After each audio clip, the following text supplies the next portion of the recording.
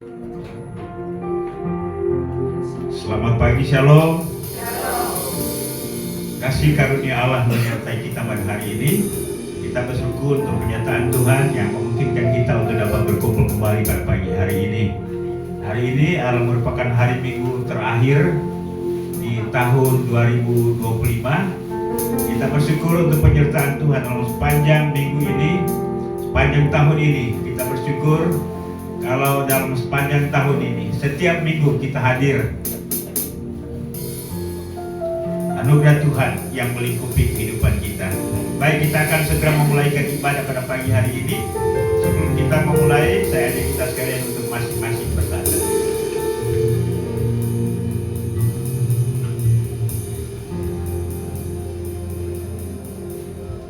Lukas 1 ayat 46 sampai 49 berkata, lalu kata Maria, jiwaku memuliakan Tuhan dan hatiku bergembira karena Allah Juru Selamatku.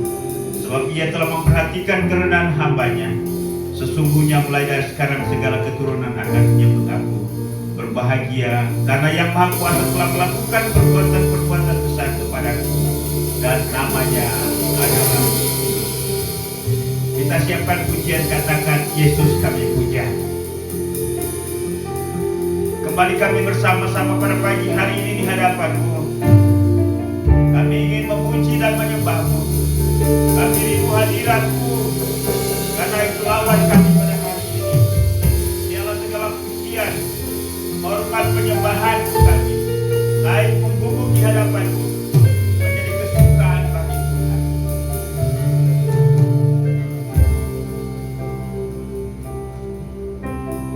Yesus kami puja, kami sembah sebagai Raja, berdiri di tengah kami, ditinggikan dan dipuji. Yesus kami puja, Yesus kami puja,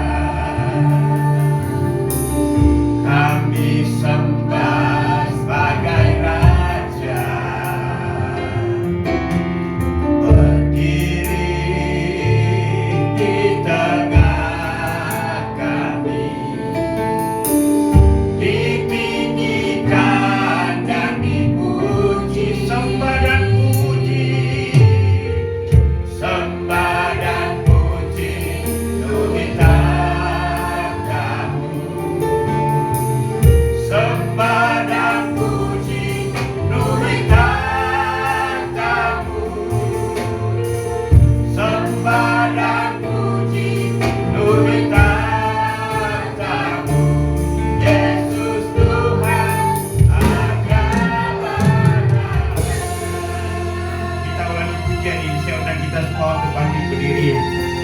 Biarlah pujian ini mengalir dari batin kita, memuji dan mengagungkan Dia, Allah yang layak untuk ditinggikan, diagungkan dan dimuliakan.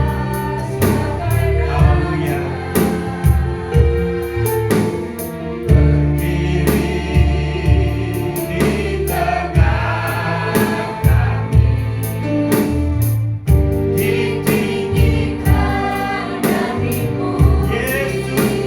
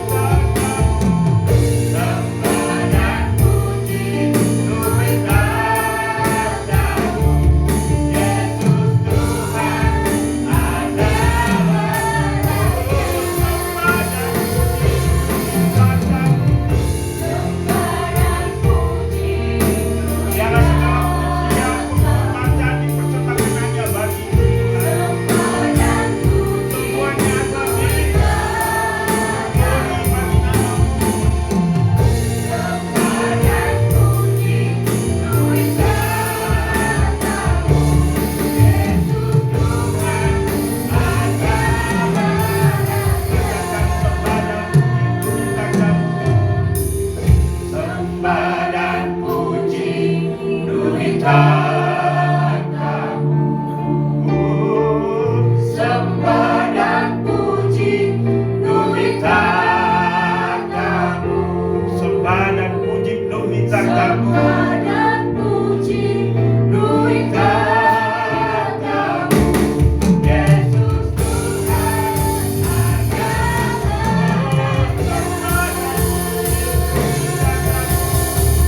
Sembah dan puji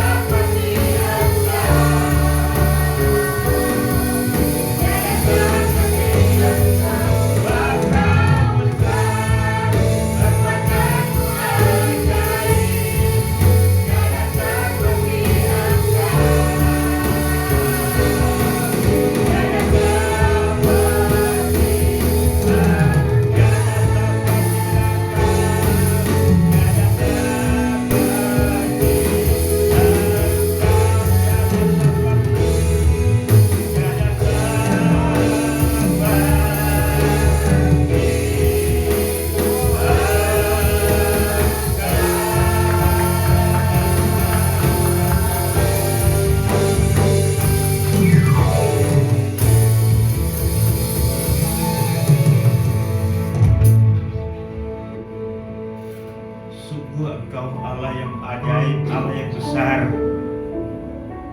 Tidak ada Allah yang seperti Engkau. Allah pencipta langit dan bumi, Allah yang kami kenal di dalam Yesus Kristus Tuhan dan Juru Selamat kami. Kembali kami pada hari ini bersama-sama dalam ruangan ini, datang menghaturkan segala pujian, hormat, kemuliaan bagi nama Tuhan. Terimalah kami dengan apa yang kami bawa untuk kami persembahkan kepadamu pada hari ini.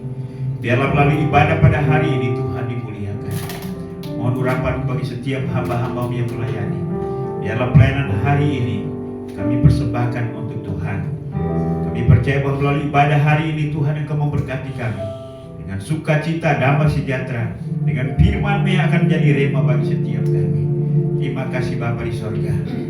Ibadah kami pada pagi hari ini dari awal pertengahan hingga selesainya, biarlah jadi untuk kehormatan Bapa, Anak dan Roh Kudus, Tritunggal yang Esa. Kami buka ibadah ini hanya di dalam nama Yesus Tuhan dan Juru Selamat kami. Haleluya, sama-sama kita katakan. Amin.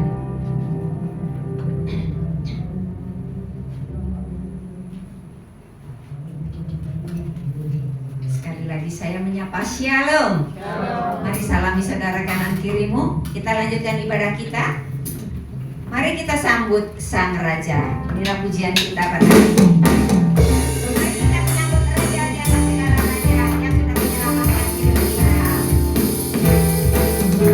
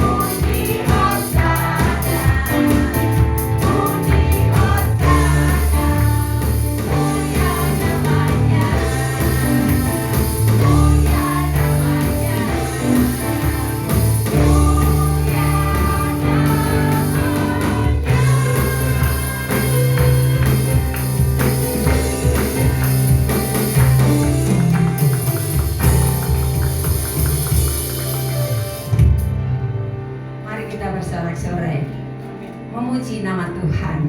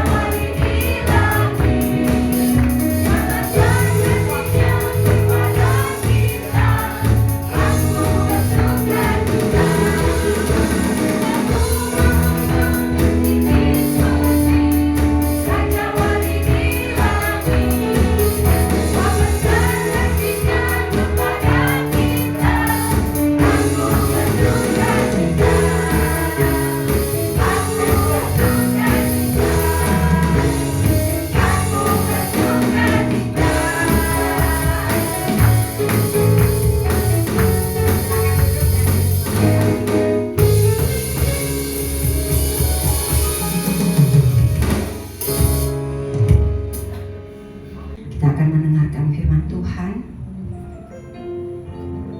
Kita angkat satu pujian, katakan, walau 1000 rebah di sisiku, takkan pernah kuragukan kasih setiamu ya Tuhan. Sepanjang tahun Tuhan sudah menyertai kita. Kita tidak akan pernah ragu atas penyertaan Tuhan di dalam kehidupan kita.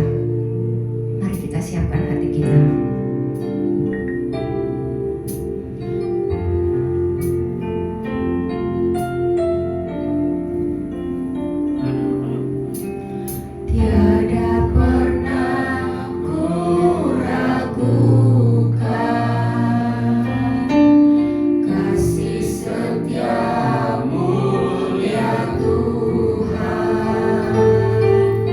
Setiap waktu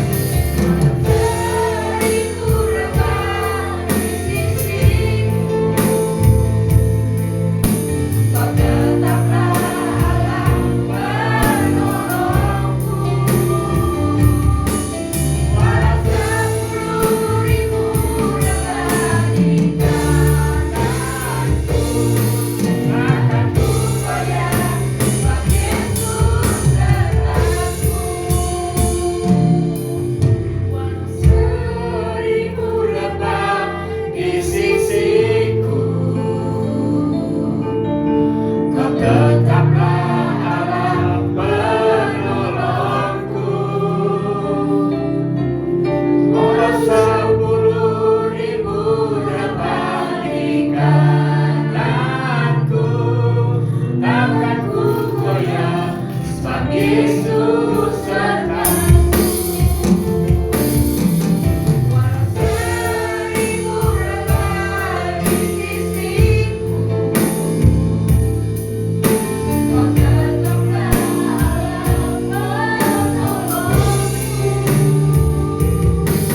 Walau 10.000 rebah di kananku, takkan ku goyah, sebab Yesus sertaku. Takkan ku goyah, sebab Yesus sertaku. Takkan ku goyah, sebab Yesus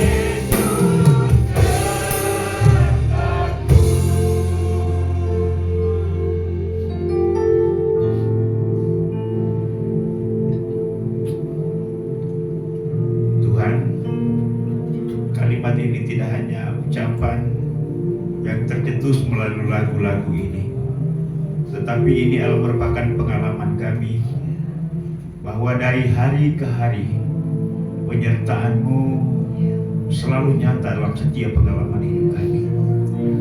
Karena itu kalau kami ada di minggu dan hari-hari terakhir tahun 2025, semuanya karena kasih setia dan anugerah Tuhan. Di awal bahkan di pertengahan tahun yang kami lewati, ada pergumulan yang kami alami yang menyesakkan hati kami, membuat kami pesimis, membuat kami ragu, membuat kami gundah gulana. Tapi terima kasih bahwa kesetiaan Tuhan tetap menopang kami, menaungi kami, menyertai kami, memberkati kami, dan menghantar kami sampai dengan hari ini. Tidak ada kata yang sempurna yang kami dapat nyatakan untuk dapat menyamai perbuatan-Mu dalam hidup kami selain daripada ucapan syukur dan terima kasih. Karena itu biarlah melalui lagu ini kami dapat menyatakan kekaguman kami, menceritakan kebaikan-Mu, dan Tuhan terima itu dan Tuhan perhitungkan itu sebagai kebenaran. Dan biarlah ini juga yang akan meneguhkan kami untuk dapat menatang ke depan hari, tahun baru yang Tuhan sudah siapkan bagi kami. Terima kasih. Kembali kami pada pagi hari ini merenungkan firman-Mu berkaitan dengan sisi lain, fakta lain tentang Natal yang kami peringati. Karena itu Tuhan tolong kami supaya kami dapat memahami dan mengerti keseluruhan firman-Mu. Kami menyikapinya dan menempatkan diri dengan benar, sehingga firman itu sungguh menjadi pengalaman kami, dan hidup kami semakin diperbaharui dari hari ke hari, dan keseluruhan hidup kami menyukakan hati Tuhan. Pakai dan urapi hamba-Mu, supaya dalam segala kekurangan dan keterbatasannya hanya Engkau sendiri yang sempurna yang dapat menolong kami untuk dapat memahami dan mengerti firman-Mu. Firman kami akan bawa pulang, akan meneguhkan kami dan menjadi rema dalam hidup ini. Bicara kepada kami karena kami siap untuk mendengar. Hanya di dalam nama Yesus Tuhan dan Juru Selamat kami, firman yang hidup. Kami sudah berdoa kepada Bapa di surga. Haleluya. Amin. Baik, puji Tuhan, silakan duduk. Shalom. Selamat pagi Bapak Ibu jemaat yang kekasih dalam Tuhan Yesus. Kita bersyukur untuk kasih setia Tuhan yang kita nikmati, kita alami setiap hari sampai dengan hari ini. Hari ini adalah tanggal 28-nya, jadi itu berarti bahwa hari Minggu hari ini adalah hari Minggu terakhir di tahun 2025. Baik, mari saya ajak kita sekalian untuk membuka firman Tuhan yang terambil di dalam Matius pasal 2. Kita akan baca ayat yang ke-16 sampai dengan ayat yang ke-18.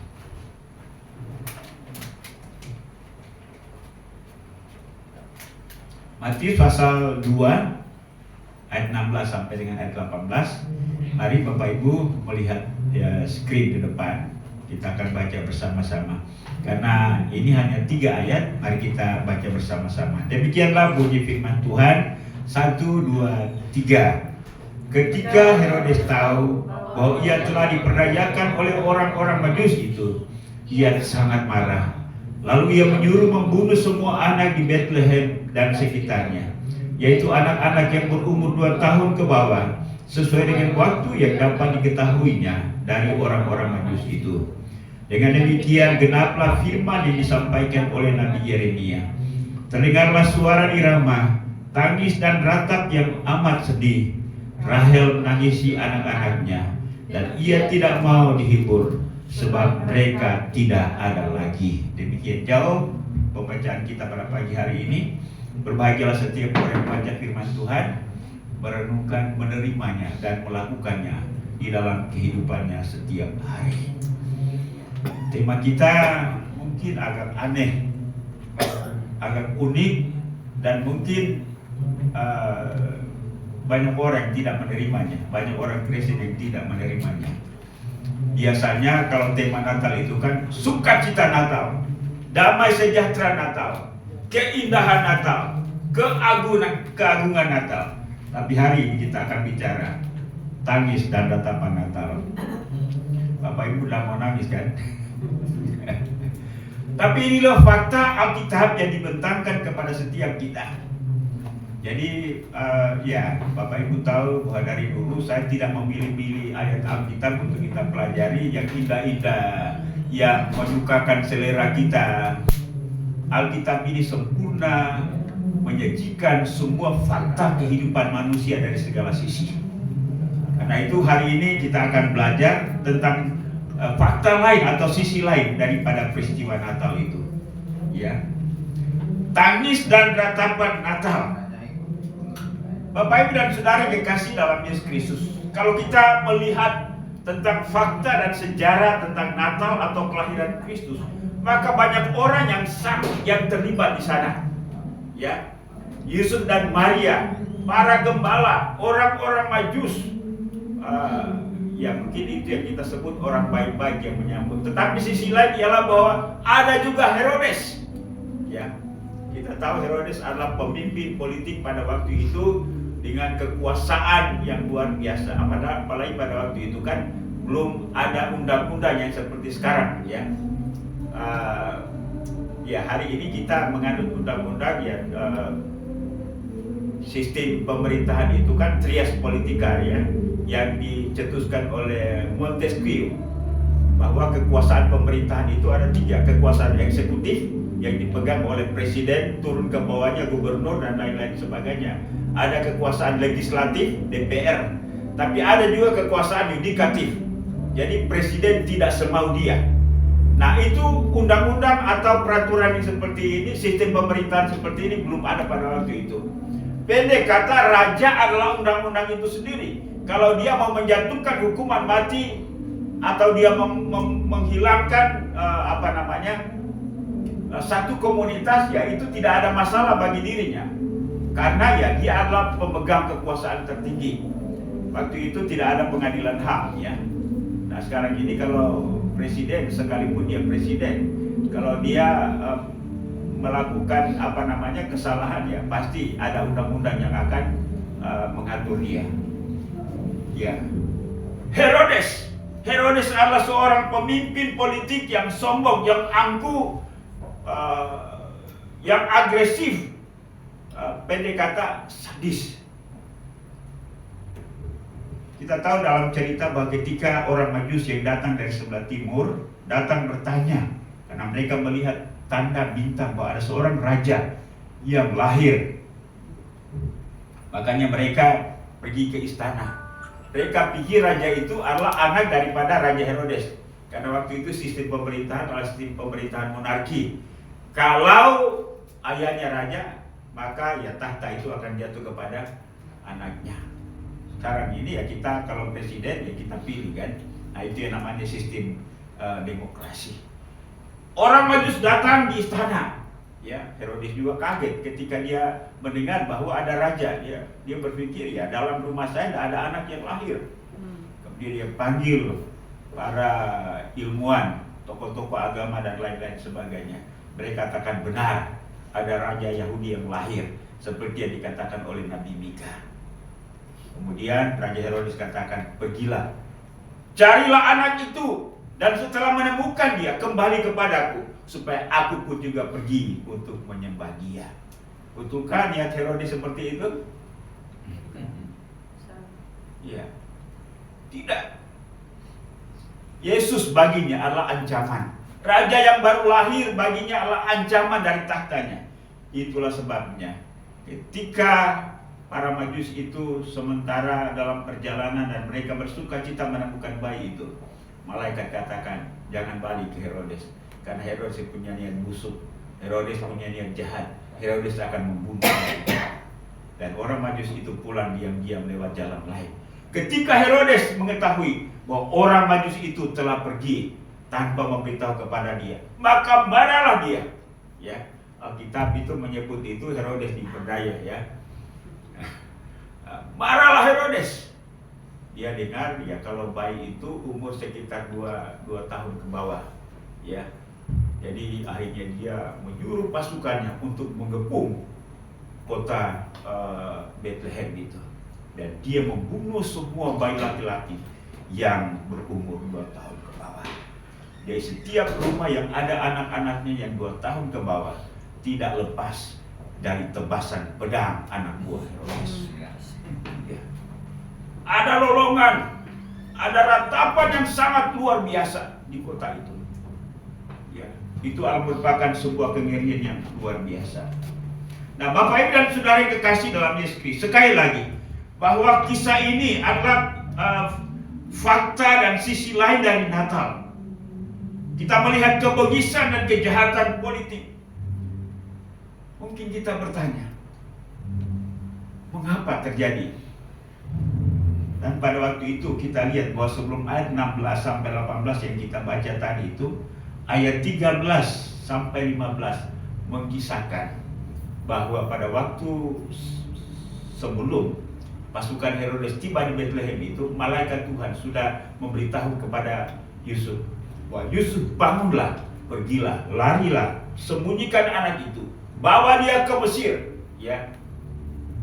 Dan Yusuf pergi ke Mesir. Ketika pasukan itu datang, Yesus sudah tidak ada di Bethlehem. Ya, Yesus sudah ada di Bethlehem. Itulah sebabnya kalau Bapak Ibu pergi Holy Land satu saat, singgah ke Mesir, Bapak Ibu akan dibawa oleh tour guide itu ke tempat-tempat di mana Yesus pernah singgah atau berada di Mesir. Ya. Jadi korban daripada, karena Yesus telah melarikan diri dan Yesus tidak ada di Bethlehem, maka anak-anak yang lain itu yang menjadi korban. Bapak Ibu dan Saudara dikasih dalam Yesus Kristus, mungkin kita memahami ini dari pandang sudut negatif. Kok Tuhan atau Allah membiarkan bayi-bayi yang lain dibunuh oleh Herodes, sedangkan Yesus itu diselamatkan? Nah, ini juga merupakan bagian daripada hal yang kita tidak pahami dengan maksud dan rencana Allah. Tapi kita tahu bahwa rencana Allah pada dasarnya, seperti apapun kondisi yang terjadi di dunia ini, Allah lah yang berdaulat. Amin. Ya. Kita melihat kesedihan, pengorbanan ibu-ibu di kota Bethlehem. Lalu kemudian peristiwa pembantaian bayi-bayi di Bethlehem juga rupanya tidak secara kebetulan. Itu juga sudah dinubuatkan, ya, di dalam Yeremia pasal 31 ayat 15, bahwa ada ratapan dari Rahel. Jadi ini adalah merupakan gambaran. Rahel itu adalah istri daripada Yakub, tetapi dalam nubuat itu digambarkan kesedihan, kedukacitaan, ratapan yang dialami oleh ibu-ibu di kota Bethlehem itu, ya sama seperti ratapan Rahel yang meratapi anak-anaknya. Begitu sedih luar biasa, ya. Jadi itu juga adalah merupakan penggenapan luar biasa, penggenapan nubuatan. Tim muncul pertanyaan, ya, mengapa semuanya itu terjadi?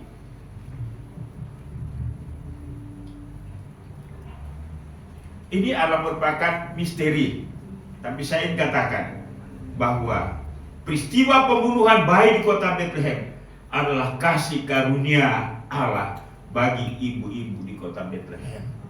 Mungkin Bapak Ibu protes, kok anak-anak ibu-ibu itu dibunuh, kok mereka mendapatkan kasih karunia? Bapak Ibu mau dapat kasih karunia? Bukankah kasih karunia itu adalah hal yang baik-baik? Ya. Allah menyelamatkan kita, Allah kasih karunia. Kita diselamat atau kita diberi sesuatu yang mendatangkan sukacita, keuntungan secara jasmani, itu kasih karunia. Ya, kita tahu bahwa kasih karunia adalah segala pengalaman umat Tuhan yang merupakan pemberian atau izin Allah untuk menggenapi rencananya. Ya. Jadi kasih karunia itu adalah hal yang menyenangkan maupun juga yang menyulitkan, yang membuat kita sengsara atau menderita. Ini kasih karunia ini memiliki makna ibarat pedang bermata dua.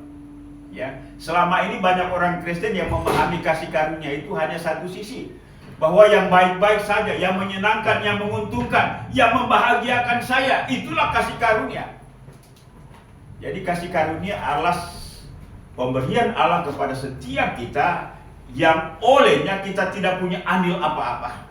Ya, misalnya katakan satu saat tiba-tiba Pak Eko datang kasih kunci mobil untuk saya.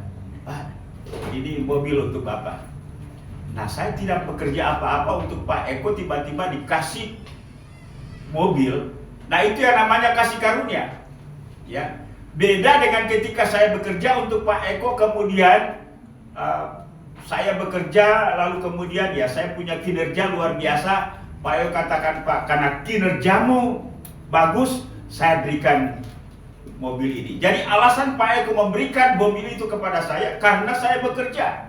Itu bukan kasih karunia, tapi itu adalah merupakan penghargaan atau upah karena saya bekerja.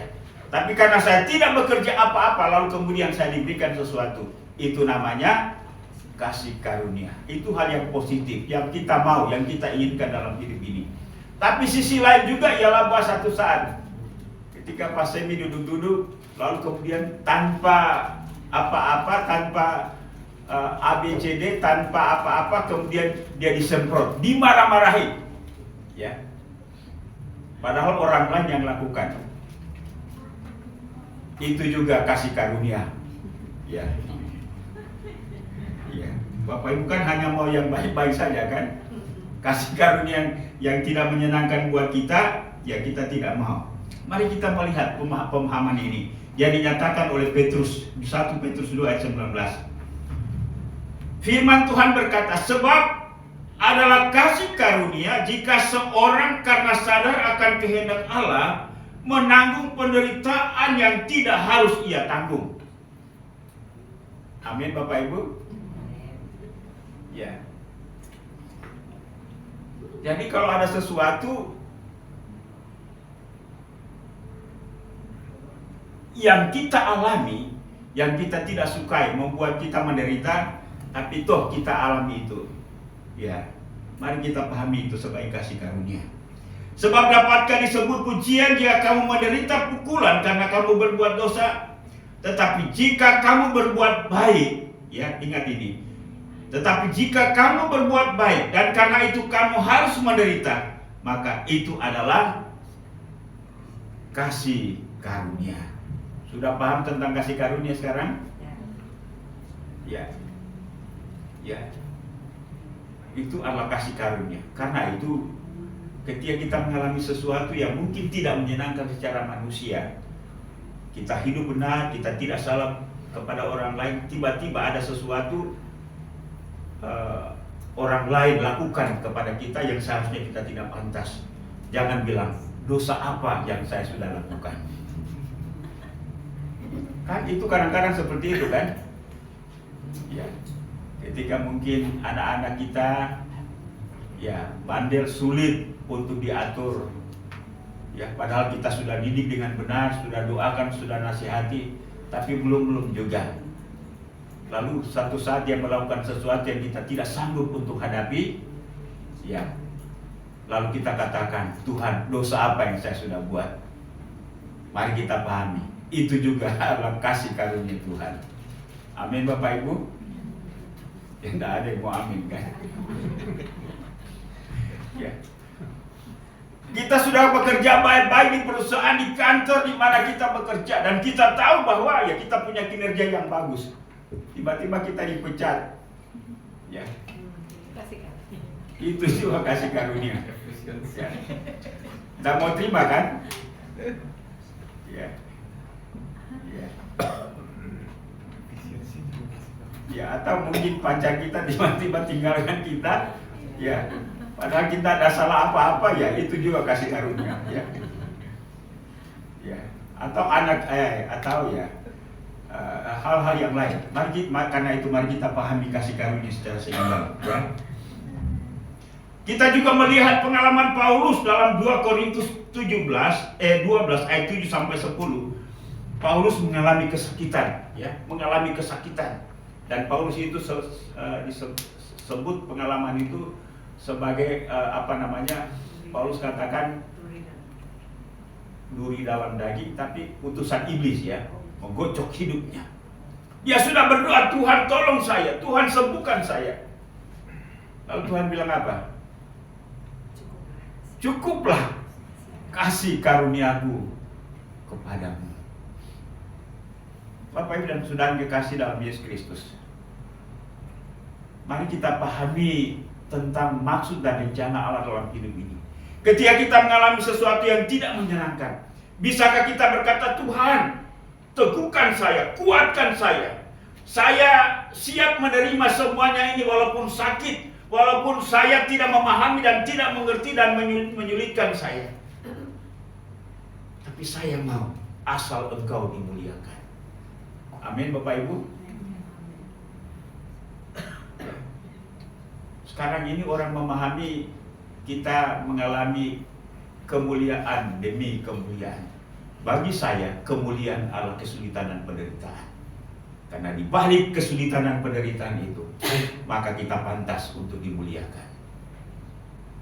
Hari ini, orang mau mendapat kemuliaan tanpa mengalami proses. Ya. Dia hanya mau yang instan. Tapi Tuhan tidak pernah punya jalan yang seperti itu. Saya selalu berkata dari mimbar ini kepada setiap kita, bahwa untuk menggapai kita, untuk mengembalikan relasi kita dengan Tuhan, Kristus tidak menjalani dengan cara yang gampang. Ia harus menderita, ia harus mati, baru kita menjadi anak-anaknya.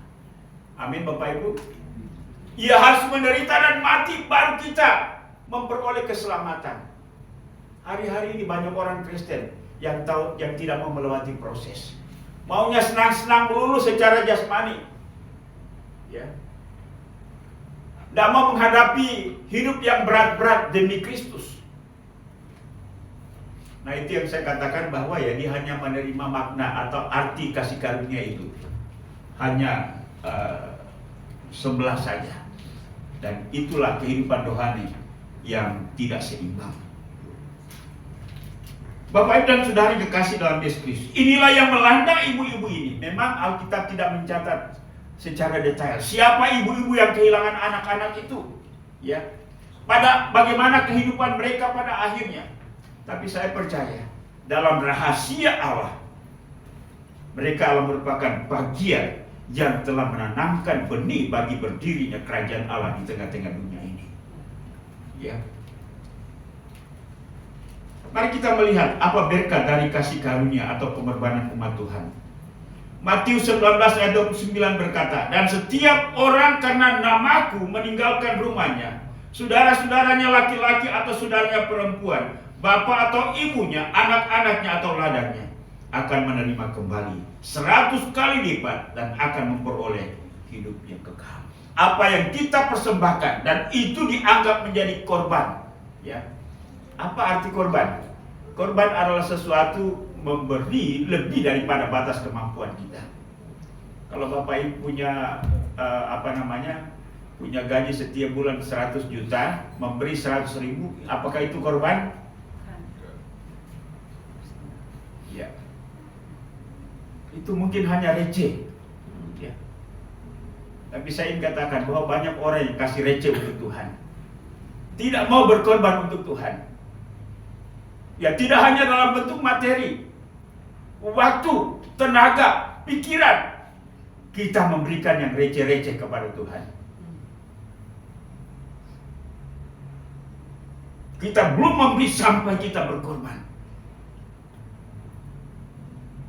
Setiap orang karena namaku meninggalkan rumahnya, saudaranya laki-laki atau saudaranya perempuan, bapak atau ibunya, anak-anaknya atau ladangnya, akan menerima kembali 100 kali lipat dan akan memperoleh hidup yang kekal. Artinya ialah bahwa apa yang kita korbankan bagi Tuhan itu tidak akan pernah sia-sia.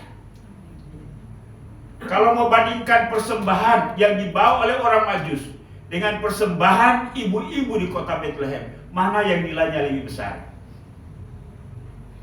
Halo Bapak Ibu? Persembahan yang diberikan oleh orang Majus dengan ibu-ibu yang ada di kota Bethlehem, mana persembahannya lebih besar?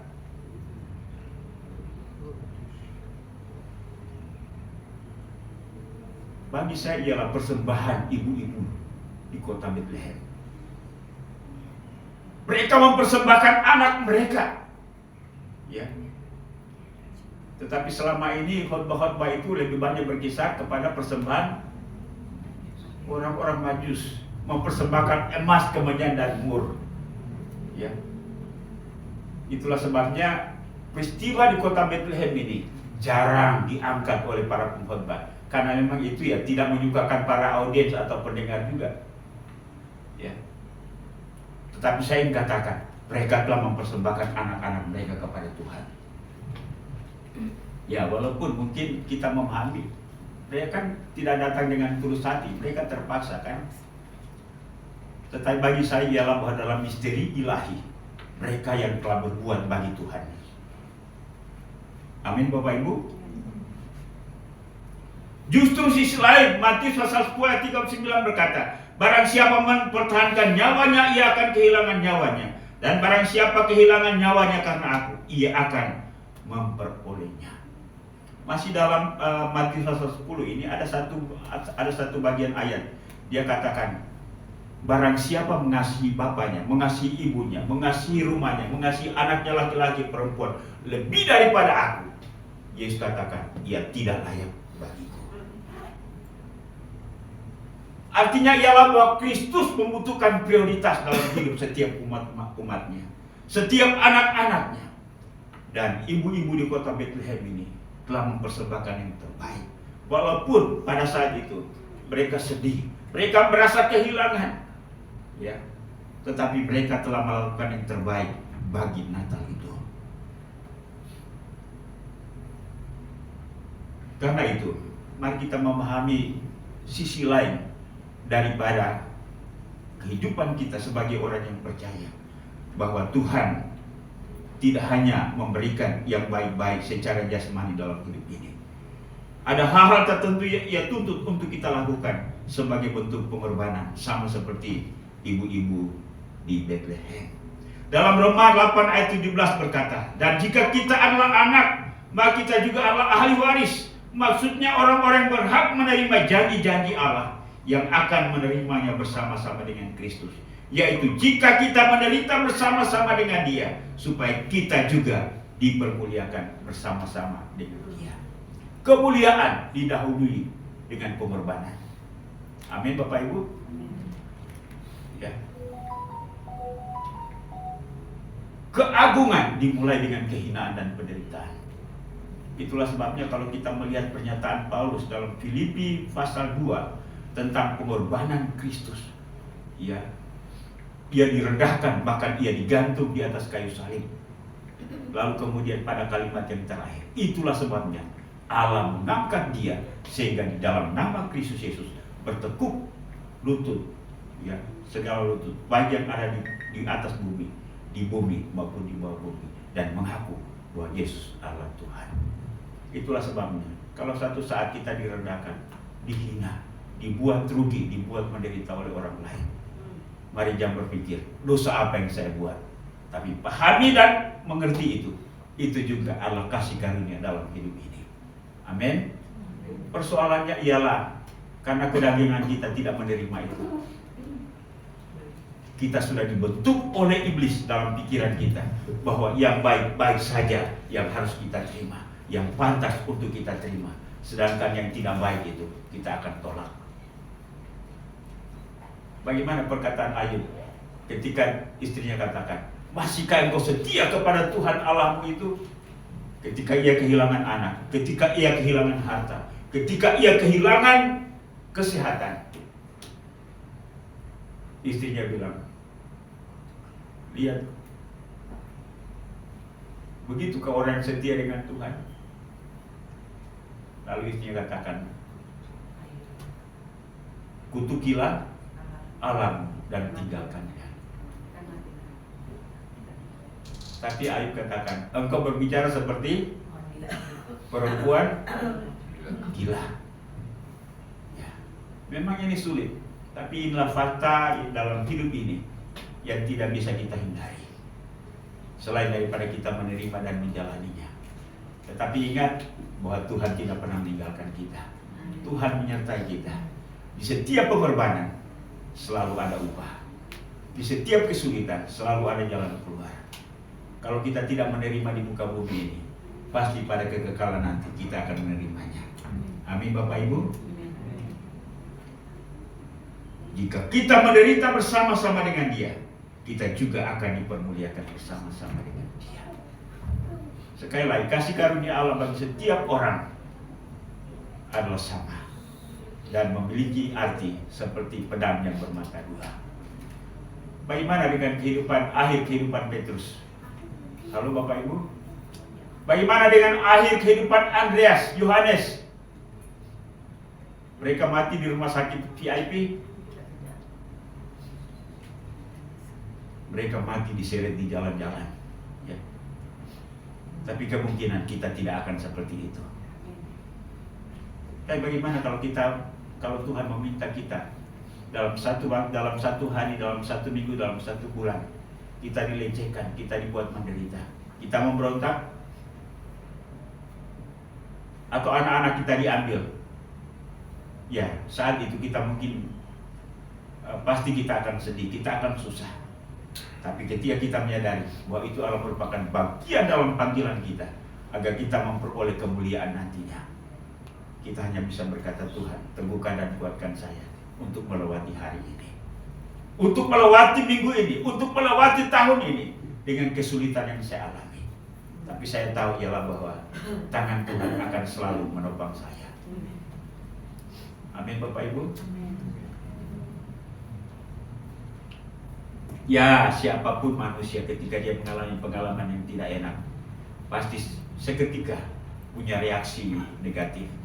Kita pun juga, saya pun juga demikian. Tapi ketika kita menyadari kalau itu adalah merupakan rencana Tuhan, cara Tuhan untuk membawa saya ke dalam tujuannya, kita hanya bisa berkata, Tuhan, teguhkan dan kuatkan saya. Saya akan melewati ini bersamamu tanpa bereaksi buruk dan mengungkapkan kata-kata yang tidak baik, berpikir yang tidak baik, bertindak tidak baik. Tapi saya akan duduk dan tenang untuk melihat bagaimana Tuhan akan menolong saya. Amin Bapak Ibu. Sebagai sebuah kesimpulan bagi kita sekalian ialah bahwa ibu-ibu di kota Bethlehem telah mengambil bagian dalam kesulitan, ancaman, bahkan pengorbanan bagi Natal. Bagi Kristus, mereka juga diberikan hak untuk menikmati kemuliaan bersama dengan Kristus. Walaupun sekali lagi detail cerita Alkitab tidak seperti itu, tapi saya percaya orang yang telah berkorban bagi Tuhan tidak akan sia-sia. Ratapan dan tangisan mereka karena kehilangan anak-anak telah memberikan investasi kepada dunia oleh karena Kristus, dan mereka pasti akan memperoleh upah mereka. Itulah sebabnya ya tidak heran kalau mungkin sedikit orang di tengah-tengah dunia ini yang mau berkorban dan menerima kesulitan dalam hidupnya oleh karena kebenaran. Reaksi kita sebagai manusia ialah kita akan menolak ketidakadilan dalam hidup kita. Lalu kita berjuang dengan benar untuk bangkit kembali. Tuhan punya cara sendiri untuk menangani Herodes. tidak perlu ibu-ibu di kota Bethlehem datang ke Yerusalem mengepung istana Herodes, lalu kemudian mereka demo kepada Herodes, turunkan dia, ya. Dulu itu yang demo itu ya bukan orang benar, malah orang jahat yang demo. Yang demo ketika Yesus diadili oleh Herodes, diadili oleh Pilatus, mereka demo. Demo bukan bebaskan Yesus, tapi menuntut supaya Yesus disalib. Salibkan dia. Padahal ya Yesus Allah pribadi yang benar, tidak pernah melakukan dosa.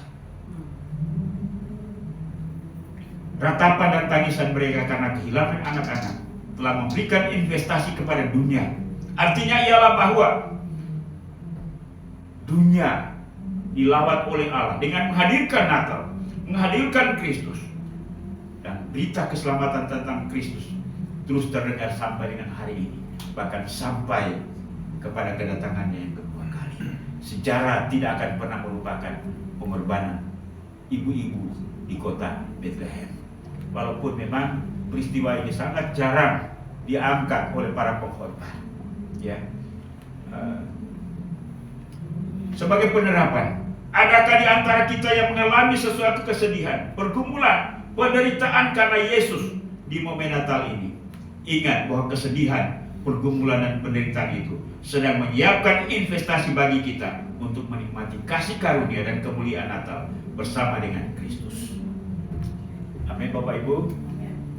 Karena itu kalau ada kesulitan ketika kita hidup benar, jangan pernah bertanya, tapi katakan kepada Tuhan, Tuhan teguhkan, kuatkan saya untuk melewati ini.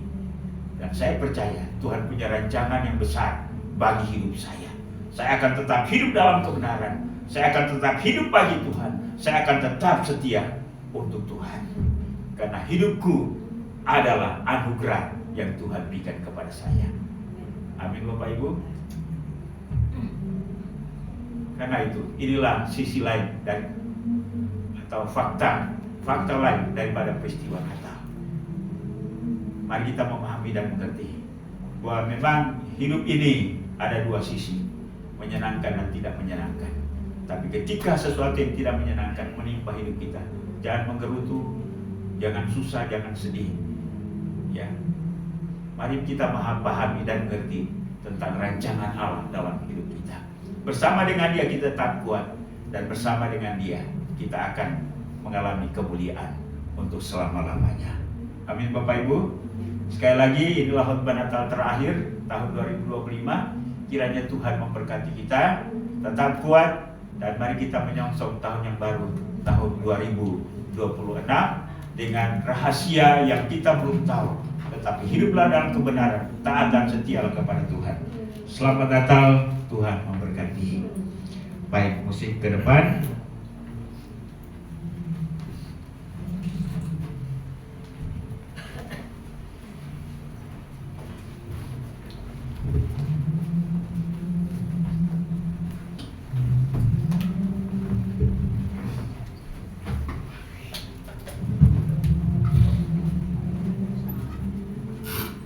Ya, kita akan pujian katakan, cobalah aku, ujilah aku Tuhan, cobalah aku Tuhan. Mari kita belajar untuk menerima segala sesuatu yang Tuhan izinkan untuk terjadi dalam hidup kita. Saya ajak kita sekalian untuk bangkit berdiri. Ujilah aku Tuhan, cobalah aku Tuhan, selidiki hatiku dan batinku,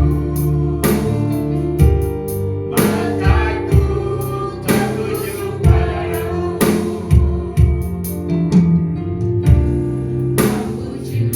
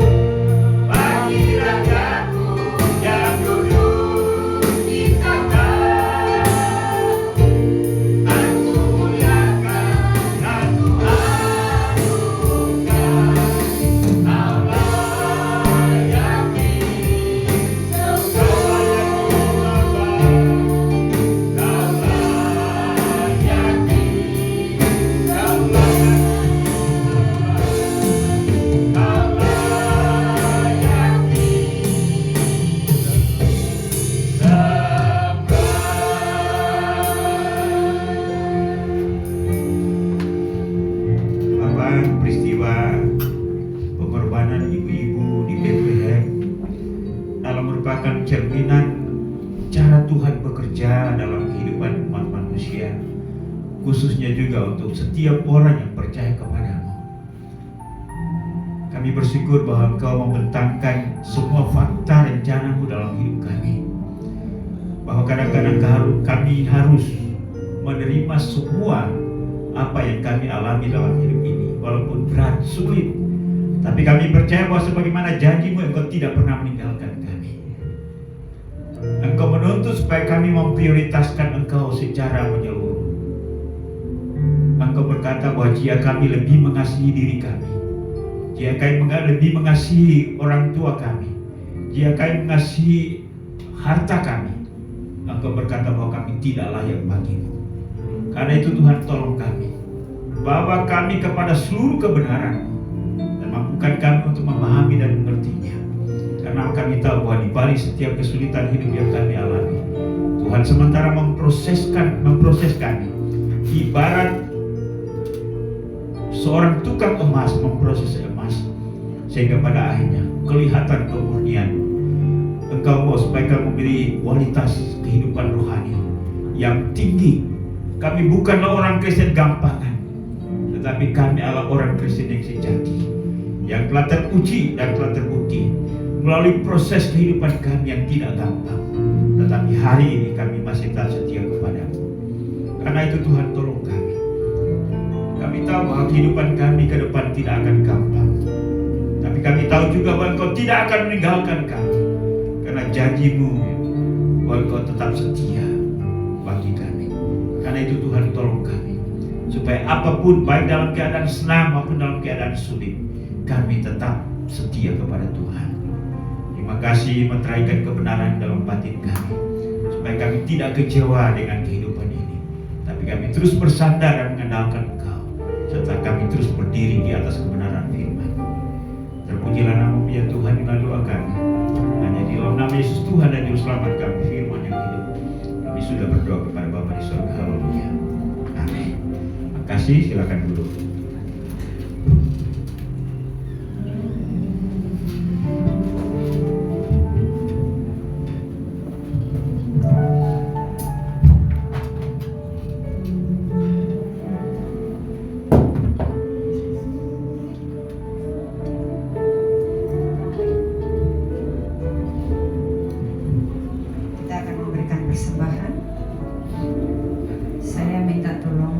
Iren, tolong bawa kantor persembahan Iren. Sebelum persembahan dijalankan, saya akan membacakan satu ayat di dalam firman Tuhan, di dalam 2 Korintus 9 ayat 6 dan 7. Camkanlah ini, orang-orang yang menabur sedikit akan menuai sedikit juga, dan orang yang menabur banyak akan menuai banyak juga. Hendaklah masing-masing memberikan menurut kerelaan hatinya, jangan dengan sedih hati atau karena paksaan, sebab Allah mengasihi orang yang memberi dengan sukacita, dan Allah sanggup melimpahkan segala kasih karunia kepadamu, supaya kamu senantiasa berkecukupan di dalam segala sesuatu, dan malah berkelebihan di dalam berbagai kebajikan. Mari kita satu dalam doa. Bapa yang baik, yang senantiasa memelihara hidup kami, sudah hampir 1 tahun 365 hari Engkau menyertai kehidupan kami, dan kami baik-baik saja. Ada banyak pergumulan yang sudah kami lewati, dan Tuhan ada bersama dengan kami. Terima kasih Tuhan untuk penyertaan-Mu di dalam kehidupan kami, pribadi lepas pribadi. Kami bersyukur hari ini. Biarlah Tuhan, sebagai rasa syukur kami rindu memberi dari sebagian apa yang Tuhan sudah berikan kepada kami. Kami tahu bahwa persembahan ini tidaklah seberapa dibanding kasih Tuhan yang luar biasa dalam kehidupan kami. Tapi kami rindu memberi dengan penuh sukacita. Terima kasih Tuhan. Biar Engkau juga memberikan hikmat kepada hamba-hamba-Mu yang mengelola daripada persembahan ini Tuhan. Biarlah untuk hormat dan kemuliaan bagi nama Tuhan. Terima kasih Tuhan. Kami siap meletakkan persembahan ini di dalam nama Tuhan Yesus. Haleluya. Amin. Kita angkat satu pujian di dalam buku Kemenangan Iman nomor 228. Hidup berkat-Mu.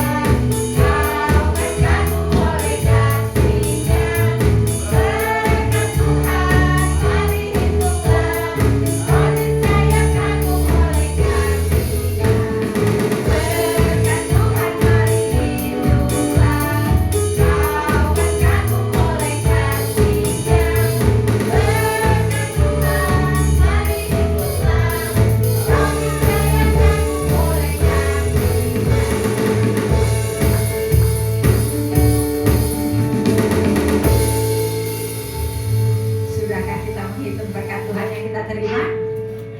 Mari. Kita nyanyikan hormat bagi Allah Bapa, hormat bagi anaknya. Hormat bagi Allah Bapa, hormat bagi anaknya, hormat bagi Roh menghibur dan tinggalnya yang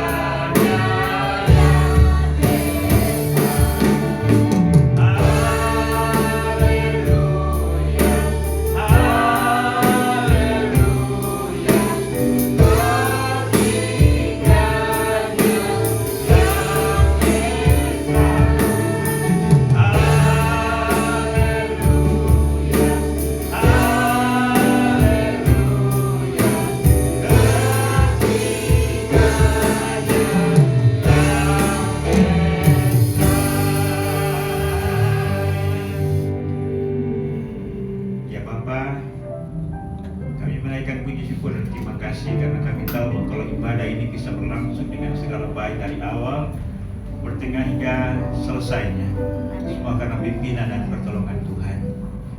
Iman, harapan, kerinduan kami ialah bahwa setiap pujian, penyembahan, bahkan persembahan kami berkenan kepada Tuhan dan Tuhan menerimanya, dan melaluinya kami diberkati oleh Tuhan.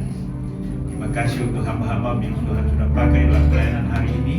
Kiranya Tuhan balas sesuai dengan janji firman-Mu. Bahkan semua jemaat yang telah hadir, Tuhan menghargai ketaatan dan kesetiaan kami, dan Tuhan memberkati secara khusus. Terima kasih, hamba berdoa untuk pertumbuhan iman rohani kami.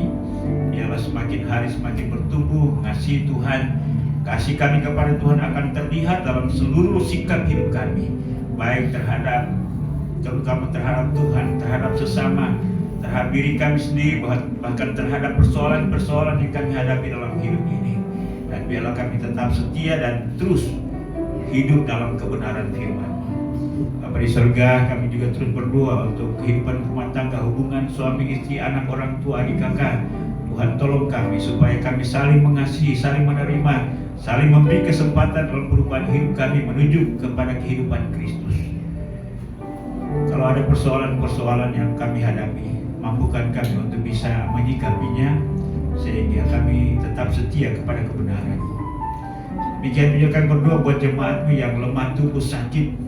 Tuhan jamah sembuhkan mereka ya Bapa. Karena kami tahu bahwa kesembuhan itu datangnya daripada Tuhan sendiri. Baik jemaat-Mu yang ada di sini maupun yang ada di rumah.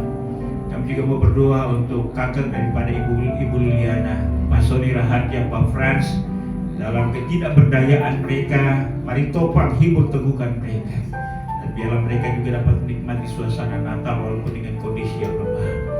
Bahkan juga anak-anak Tuhan, kami tidak tahu siapa mereka, dan mereka adalah saudara seiman kami. Mungkin mereka ada di rumah sakit, mungkin mereka ada di tempat-tempat yang lain, dan mohon lawatan dan penghiburan daripada Allah bagi mereka. Bahkan Tuhan jamah dan sembuhkan mereka. Kami juga mau berdoa untuk usaha dan pekerjaan jemaat. Tuhan Engkau memberkati apa yang dikerjakan oleh tangan mereka, sehingga menghasilkan ekonomi dan keuangan. Kalau ada jemaat yang punya pergumulan dengan masalah pekerjaan, Tuhan hibur, teguhkan, kuatkan mereka. Dan Tuhan juga menyiapkan pekerjaan yang baru bagi mereka, yang olehnya mereka memperoleh berkat secara ekonomi keuangan. Terima kasih. Kami berdoa untuk harapan, rencana-rencana jemaat Tuhan dalam tahun yang baru ini. Kita bergumul kepada Tuhan, karena itu Tuhan jawablah mereka sesuai dengan janji dan kasih setia serta kemurahan bagi setiap kami. Terima kasih Bapa di surga. Kami juga berdoa untuk anak-anak kami yang sekolah, yang mau hikmat, akal budi, kepintaran, dan mereka boleh berhasil naik kelas, lulus. Mereka lanjut ke jenjang pendidikan yang lebih tinggi. Mereka selesai tepat pada waktunya. Kami mohon juga Tuhan siapkan pekerjaan dan profesi bagi mereka, yang olehnya mereka menata kehidupan masa depan.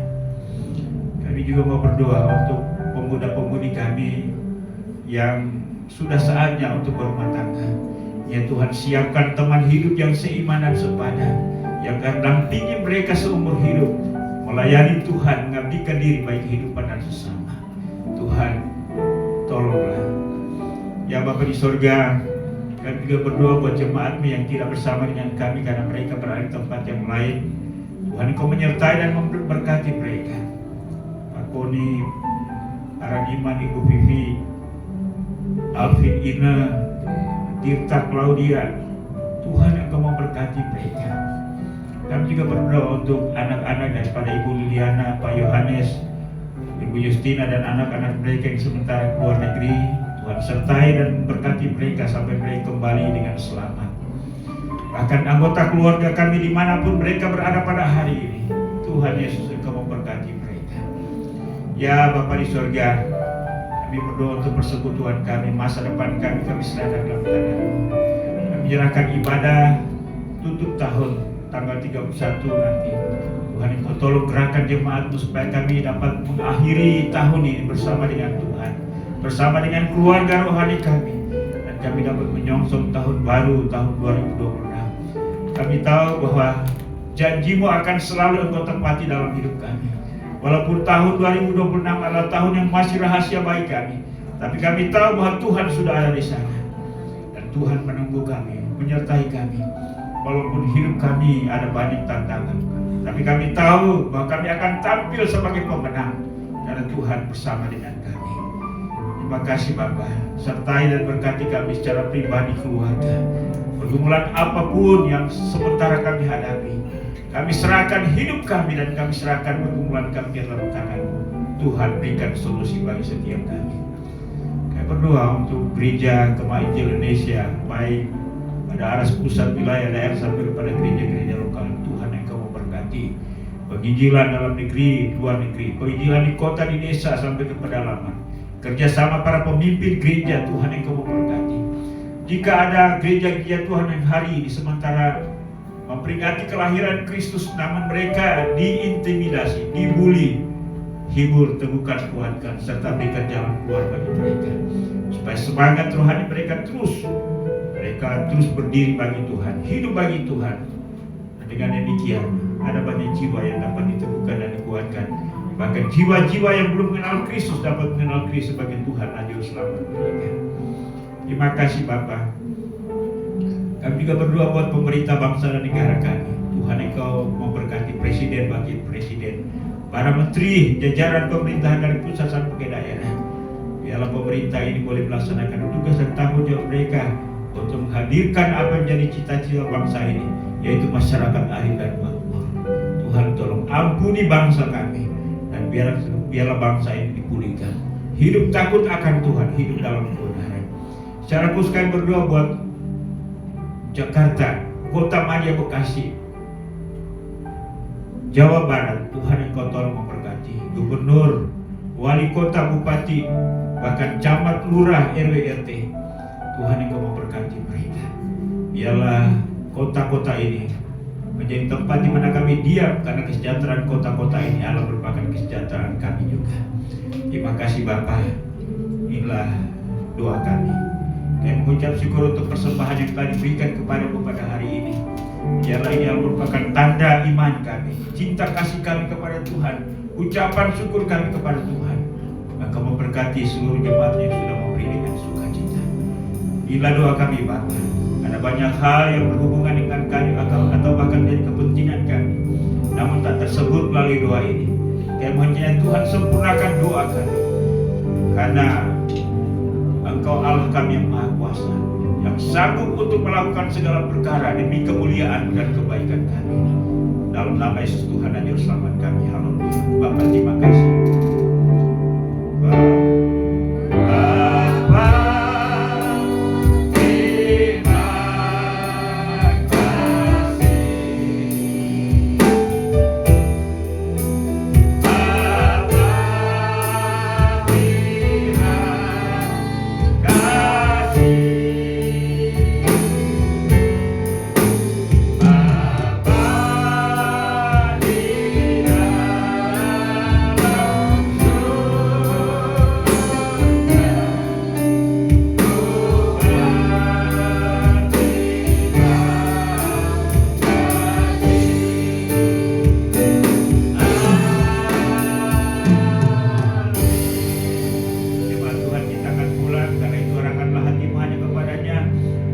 sampaikan kepada kita pada hari ini. Renungkan, terimalah, lakukanlah itu dalam segenap kehidupanmu. Dan biarlah kasih karunia daripada Allah Bapa, anugerah dan damai sejahtera dalam nama Tuhan Yesus, serta pimpinan, penghiburan, pertolongan Roh Kudus menyertai kita sekalian hari ini, bahkan sampai Maranatha, Yesus datang untuk menyebut sale-salenya. Haleluya. Sama-sama kita katakan amin. Silakan duduk, ibadah kita sudah selesai. Tuhan memberkati. Sampai kita berjumpa kembali pada kegiatan-kegiatan ibadah berikutnya pada tanggal 31. Tuhan memberkati. Selamat hari Minggu. Shalom.